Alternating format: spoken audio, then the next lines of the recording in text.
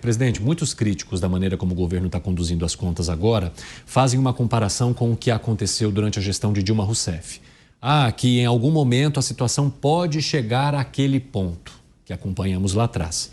Como é que o senhor analisa essas críticas e essas comparações do atual governo ser muito mais próximo do que fez Dilma Rousseff do que Lula lá nos governos 1 e 2?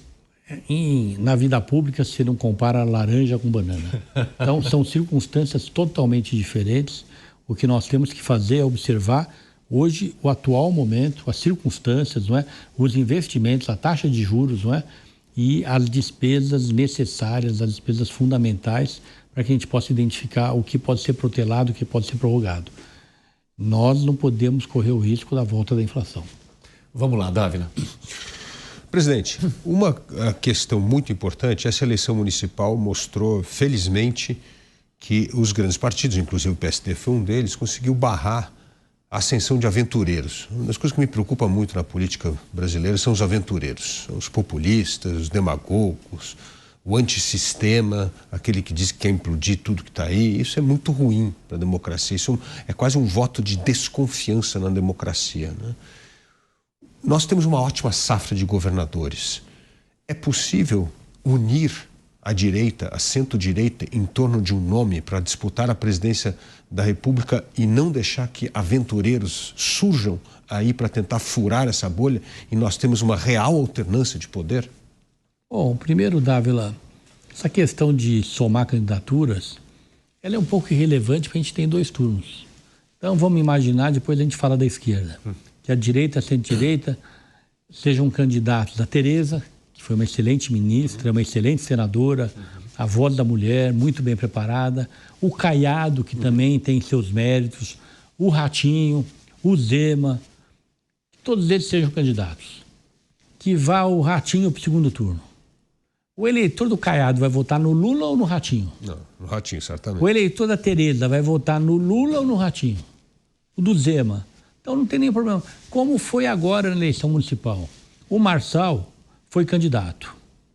O eleitor dele, porque o discurso dele era um discurso conservador e radicalmente contra a esquerda. Quem votou nele, no segundo turno foi direto para o Ricardo Nunes. Então eu não tenho essa preocupação de somar todo mundo, não. Isso não é irrelevante. Eu, quando fui candidato à reeleição à Prefeitura de São Paulo, tinha os 3 principais candidatos. A minha candidatura, a da Marta Suplicy e do Geraldo Alckmin. O Geraldo Alckmin não foi para o segundo turno. 2 dias depois do segundo turno, o Geraldo teve 23%, eu tive 32% no primeiro turno. No segundo dia do segundo turno, Datafolha e Ibope. Nas duas eu estava 20 pontos na frente. Quer dizer, direto o voto dele. Então, essa preocupação de somar todos... Pode até acontecer, mas não é compulsório. Mas não tem essa preocupação. Mas, presidente, desculpa, isso aí seria no caso de um segundo turno. Agora, o senhor não entende que o Pablo Marçal ofereceu um risco para a candidatura do Ricardo Nunes já no primeiro turno? O Pablo? Sim, lógico, tenho certeza. Então, porque o senhor está colocando como uma solução a passagem para o segundo turno. Então os votos migrariam diretamente. Mas desde que essa pessoa passe para o segundo turno. Agora, e se no primeiro turno a candidatura for arriscada? É por isso que eu defendo, regras mais rigorosas, fim da coligação, voto distrital, não é? São medidas que você evita, não é, a possibilidade de candidaturas, eu falo aventureira, mas com o devido respeito, porque qualquer cidadão tem direito de sair candidato, mas evita, não é, que essas pessoas que não têm experiência possam ter esse protagonismo. Isso aí também, nós estamos numa democracia, nós não podemos impedir. Quer acrescentar algo, Dávila? Não, era esse o ponto. O ponto é não ter uma alternância de pessoas moderadas. Aí da direita à esquerda isso faz parte do jogo. O problema é ter o antissistema, é o aventureiro que eu chamo do antissistema entrando e aí sim colocando em risco o próprio sistema político. Então assim, essa é a grande preocupação. E a importância do voto distrital. E o senhor mencionou também que olharia para a direita e que também falaria sobre a esquerda. E qual que é a sua análise sobre essa situação envolvendo os partidos de esquerda? Só tem um candidato, o Lula. Não vejo outro. E por quê, presidente? Não souberam se renovar, como o PSDB. Os 2 grandes partidos dos últimos 30 anos, que muito fizeram pelo Brasil, hein? O PT e o PSDB. Cada um, eu não sou petista, eu fui deputado, era da base do Fernando Henrique, mas eles não souberam renovar os seus quadros. A verdade é essa. O PT só tem o Lula hoje. Se o Lula não for candidato, não tenho a menor ideia quem será. E o senhor não avalia nenhum projeto futuro, por exemplo, de um sucessor para ele dentro da esquerda? Hoje eu não estou vendo um sucessor natural. Alguém aqui está vendo? Não tem. Uma dúvida. Tem a ver com isso, mano? Não. Posso só abrir o espaço para o Cássio? Eu já passo para você. Vai lá, Cássio. Ministro, você citou o fato de ter sido prefeito de São Paulo. O Evandro fez a leitura do seu currículo durante 6 anos. 7 anos, desculpa. Qual você acha que foi o seu grande legado para a cidade de São Paulo? Qual a marca da gestão Kassab para a cidade de São Paulo? Acho que a eficiência, o bom uso do recurso público. Eu acho que tudo isso contribuiu muito para que a gente tivesse um reconhecimento até hoje, não é? Na saúde, na educação. Pra você ter uma ideia, nós fizemos 350 novas escolas. Nós implantamos 130 AMAs. A Lei Cidade Limpa, um ato não apenas de coragem, não é? Mas um ato de liderança da gestão. Porque a Lei Cidade Limpa não foi apenas tirar a placa do comércio, não. Você imagina os bancos. Todos eles que tinham toda a fachada, né, com a publicidade, todos eles tiveram que reformar sua fachada. As concessionárias de veículos, não é? E os pequenos também, né, que podem colocar hoje só placa de 4 metros quadrados. Então, nós tivemos várias marcas, não é? Valorização do servidor, do professor. Eu acho que a marca da eficiência talvez seja a principal. Vamos lá, mano, desculpa, agora sim. Imagina, a gente está vivendo um processo de decantação do sistema partidário. Eram mais de 30 partidos, estamos vendo uma diminuição gradual em função da cláusula de barreira, com propostas como o senhor trouxe de obrigatoriedade, digamos assim, do fim da coligação majoritária. Isso geraria um afunilamento ainda maior. A dúvida é a seguinte: na visão do senhor, qual seria o ideal do número de partidos no Brasil e que correntes de pensamento esses partidos expressariam? Ou seja, como que o que seria um sistema partidário brasileiro que de fato expressasse a diversidade de correntes políticas da sociedade? É muito simples. O número necessário para expressar as correntes ideológicas disponíveis. No mundo, não é só no Brasil, você tem no máximo 6, 7 correntes ideológicas. É a esquerda um pouquinho mais radical, a direita um pouquinho mais radical, a centro-esquerda, a centro-direita, 1 ou 2 no centro. É por aí. Mais que isso, ainda mais num país como o Brasil, com as suas vulnerabilidades, fica claro aí com essas eleições, não é? É a porta aberta para os aventureiros, aqueles que não têm experiência. E nesse contexto, qual é o lugar do PSD? Eu já vi o senhor falando algumas vezes que o PSD tem ocupado um papel que já foi do PSDB. Seria recuperar o legado das reformas modernizantes, do Plano Real? Qual é o papel do PSD? Olha, quando eu associo ao PSDB, primeiro eu não torço para que o PSDB acabe, porque o PSDB tem muita história e seria muito bom para o país se ele conseguisse recuperar um nome admirado por todos, onde tem reconhecimento pelo legado que as gestões de Mário Covas, Zé Serra, Fernando Henrique deixaram para o Brasil. Mas fica claro que cada vez mais o PSD tem na sua marca principal bons quadros, não é? Preocupação em apresentar políticas públicas. O PSD é um partido do centro, não é? É um partido que fica muito claro, né? Sua posição moderada, um partido que, antes de mais nada, ele trabalha para que tenhamos mais igualdade de oportunidades, para que seja privilegiada a meritocracia, não é? E isso nós só vamos conquistar se você tiver um Estado mínimo para que sobrem recursos, para que seja investido na saúde, em especial a saúde da primeira infância, não é? No ensino público, porque para você trabalhar para a igualdade de oportunidades, para a valorização da meritocracia, você tem que levar recursos para o ensino público, milhões e milhões de brasileiros que dependem dele, para o atendimento público de saúde, mais milhões, quando eu falo milhões é perto de 100 milhões, né? Não é pouca coisa não. Não precisa o Estado ficar com essas empresas que foco de corrupção, foco de ineficiência, foco de desperdício.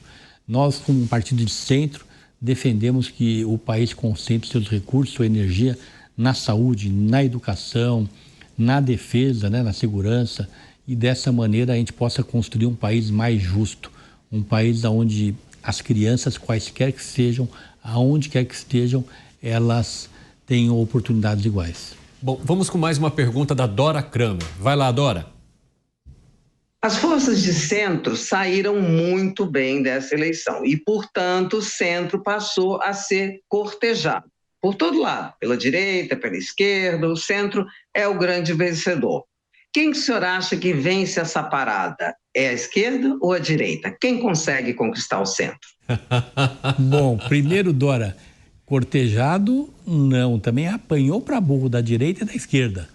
Porque o centro, na hora que a direita vê que circunstancialmente não está contando com ele em alguma circunstância, você viu que a gente apanhou.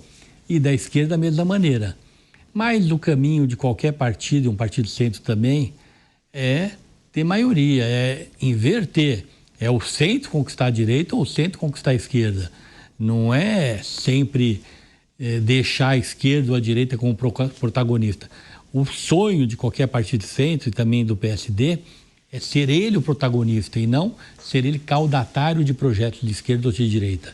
Essa não, nós queremos estar na frente. Agora, nesse sentido, então, acho que estaria acontecendo isso, né? O centro estaria conquistando, porque, na verdade, sim, entre a direita e entre a esquerda ele se mantém protagonista ali, quer dizer que alguma coisa está funcionando nessa estratégia. Vamos pegar no caso do PSD. Curitiba, vencemos as eleições, uma candidatura de centro. Rio de Janeiro, Eduardo Paes, candidatura de centro. Em Curitiba, a direita apoiou o Eduardo Pimentel. O Eduardo Paes, candidato de centro, a esquerda apoiou ele. Belo Horizonte, foi contra a direita, a esquerda apoiou o Fuad Noman. Não é? Ricardo Nunes, a direita apoiou o Ricardo Nunes. Então, não é sempre assim, não, como disse aí a minha querida amiga e essa grande jornalista, a Dora Kramer. O centro quer ser protagonista e ele tem sido vitorioso. O Tarcísio não é uma direita radical, é uma direita bem moderada, quase vizinho do centro. E teve o apoio... olhando ali por cima do muro. E teve o apoio de todos para se eleger governador, não é? Fica claro. Teve o apoio de todos do centro para agora e da direita para eleger o Ricardo Nunes. Ele foi fundamental na vitória do Ricardo. Quer ir? Então vai lá, Piperno e... Então, vamos lá, vai lá, Piperno e depois o Dávila. Sobre isso até a gente também tem que admitir, o senhor tem que admitir que nos últimos tempos o senhor tem sido melhor tratado pelo presidente Lula do que pelo ex-presidente Bolsonaro. Agora, tirando essa questão, veja... Primeiro vem uma cutucada, depois a pergunta, mas o senhor pode responder ambas, tá? Exato, mas o senhor E não dá para pular a pergunta? Só deixa cutucada. Mas veja, nos últimos tempos, é claro que o PSD ele tem, de fato, lideranças importantes em vários estados que exercem um papel meio pendular, né? Alguns estados vão para a direita, outros à esquerda e tal. Uma coisa é o governador Ratinho Júnior, o prefeito Eduardo Paes com outro perfil. O presidente do Senado, Rodrigo Pacheco, já disse claramente que irá com o presidente Lula, né? Caso o presidente Lula seja de fato candidato. E aí eu gostaria de saber do senhor o seguinte, hoje o PSD ele tem uma grande bancada parlamentar, elege prefeitos de cidades importantes, disputa governos. Até quando o PSD, no que diz respeito à eleição para presidente, vai ser linha auxiliar de alguém? Olha, não é a questão de ser linha auxiliar, não. Eu acabei de citar o caso de várias prefeituras. E não é que é várias, né? São centenas. Nós elegemos 900 prefeitos. Então, prefeitos, governadores. Então, e temos 2 governadores, não é? Então, não é, e 15 senadores. Então, na verdade, um partido de centro, ele não é linha auxiliar, ele tem diálogo. Ele é centro com a direita não dialoga com a esquerda não dialoga com a direita. Se você não tem um centro, isso em qualquer país do mundo, qualquer democracia do mundo tem um centro. É que no Brasil existe aquela pecha de que todo centro é fisiológico. Não é o caso do PSD. Nós não apoiamos o candidato Bolsonaro, Jair Bolsonaro, e ficamos independentes os 4 anos. Então, e nós temos esforçado muito para deixar essa marca de um partido de centro ideológico. E, felizmente, eu acho que nós conquistamos o respeito da opinião pública que identifica hoje no PSD um partido de centro ideológico. E na verdade, é natural que o Otto Alencar, que num partido de centro, alguns pendem mais para a direita, outros mais para a esquerda. PSD do Paraná, o Ratinho pende um pouco mais para a direita. O da Bahia, o Antônio Brito, o Otto Alencar um pouco mais para a esquerda. O Eduardo Paes um pouco mais para a esquerda, não é? O Topázio, o nosso prefeito de Florianópolis, competente prefeito, um pouco mais para a direita. É natural, é compreensível. Isso não é nenhuma ação oportunista. É inerente a qualquer liderança de centro numa democracia. Agora, aí foi a resposta da pergunta. Sobre a cutucada que o Piperno deu em relação à maneira como o senhor é tratado e lida com o presidente Lula, em detrimento da forma como lida com o presidente Bolsonaro, ou como ele lida com o senhor, como é que o senhor avalia essas relações? Eu tenho igual respeito pelos dois. Compreendo, não é, que em alguns momentos temos algumas incompreensões da esquerda e compreendo que temos em alguns momentos incompreensões da direita, porque nós somos de centro. Uma resposta bem de centro, inclusive. Para uma boa pergunta, uma boa resposta. Nossa, foi demais. Vai lá, Dávila. Agora, presidente, o centro tem um papel importantíssimo em aprovar essas reformas estruturantes do país. O senhor mesmo aqui já deu a lista que todos nós aqui endossamos imediatamente todas as reformas que o senhor mencionou aqui. Mas tem uma que está sendo destruída pelo Congresso Nacional e que é preciso a atuação do PSD acima de tudo, que é a reforma tributária. A reforma tributária, ela tinha tudo para ser a grande reforma que o Brasil precisa. Criação do imposto de valor agregado, simplificação, acabar imposto cumulativo, reduzir a questão da judicialização tributária, perfeito. Mas quando chegou a regulamentação, os feudos, as capitanias do corporativismo privado, foi tudo defender a alíquota especial, destruíram a reforma. Destruíram. A lista de alíquota especial não, é uma coisa inacreditável. Ainda não acabou. Não, ainda não acabou, ainda tem lá. Então, assim, temos uma chance de salvar a reforma no Senado. E me preocupou muito a colocação do presidente Rodrigo Pacheco, que queria fazer isso rapidamente. Não dá para fazer isso rapidamente. Para desfazer o absurdo que aprovou na Câmara, nós vamos precisar de um trabalho sério. Como o PSD pode se empenhar, principalmente com esses 15 senadores, para evitar essa desgraça que é destruir a reforma tributária? Nós já estamos fazendo, nós estamos insistindo muito com o relator, o senador Eduardo Braga, do MDB, para que ele dê celeridade à apresentação do seu relatório. Porque o tempo trabalha contra, Dávila. A verdade é essa. Que ele possa o mais rápido possível apresentar o relatório e ser votado, não é? O que a gente faz hoje, os nossos senadores, é essa pressão em cima do relator. E vamos continuar fazendo. E o que o senhor acha que será o resultado dessa pressão? Ela será atendida ou não? Eu acredito que sim. Eu tenho percebido aí dentro do Senado uma ampla maioria a favor da votação rápida. Mas o senhor acha que isso poderia livrar dessas questões que foram apresentadas aí pelo Dávila? Olha, eu acredito que alterações pela dimensão do projeto, pela repercussão, porque é uma mudança positiva e radical a questão tributária brasileira. O Senado vai fazer alterações, ele vai voltar para a Câmara.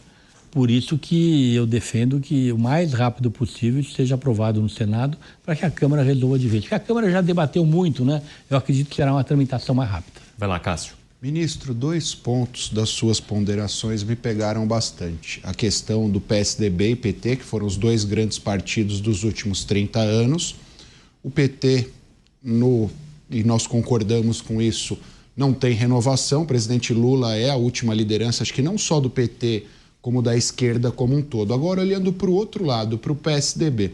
O PSDB, principalmente para nós que somos aqui de São Paulo, ele foi uma marca, esteve à frente do governo do Estado durante 28 ou 32 anos, confesso que não lembro exatamente o período. Na sua visão, ainda há espaço para um ressurgimento do PSDB? Existem lideranças capazes disso? Ou o PSDB foi engolido por esse crescimento do PSD, do MDB, do União Brasil e de outros partidos de centro? Eu torço pela sua recuperação, que é uma marca importante, não é? Que deixa saudades, grandes líderes, né? Citei alguns aqui, Fernando Henrique, Montoro, Cova, Serra, e é evidente que eu estou entre aqueles que quer que tenham em São Paulo partidos com grandes lideranças, com grandes propostas, e o PSDB, se ele voltar a ser o que era com grandes líderes, vai ser muito bom para todos nós.